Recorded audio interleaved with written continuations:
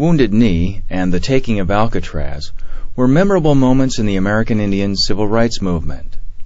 Native Nations, Standing Together for Civil Rights, is a story behind that story, how the Lutheran Church played a pivotal role in the American Indian civil rights movement. The documentary was made for ABC television stations. We've got a lot of historical footage and some pictures of a lot of the people that were involved in those days, and we talked with many of the actual participants who were involved in tribal recognition and sovereignty issues, and that's part of the story.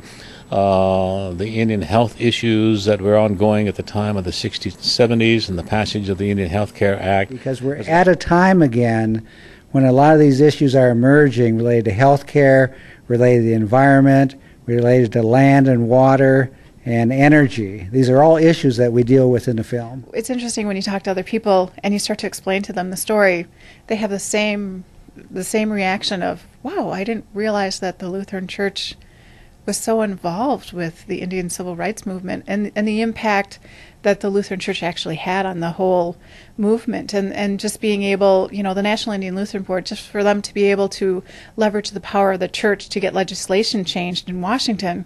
I mean, that's a really interesting story. Peter Coyote hosts the documentary, telling the story of the National Indian Lutheran Board. B&B Productions produced Native Nations for the Evangelical Lutheran Church in America.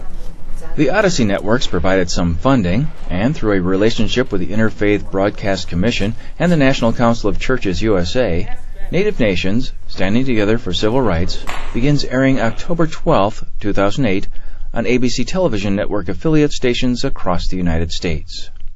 There have not been very many shows that historically have looked at the Native community in this way that have gone to mainstream television. So the Lutheran churches, and particularly ELCA, is again dedicating itself to telling the Indian story and supporting it through this film. Frank Imhoff, Chicago.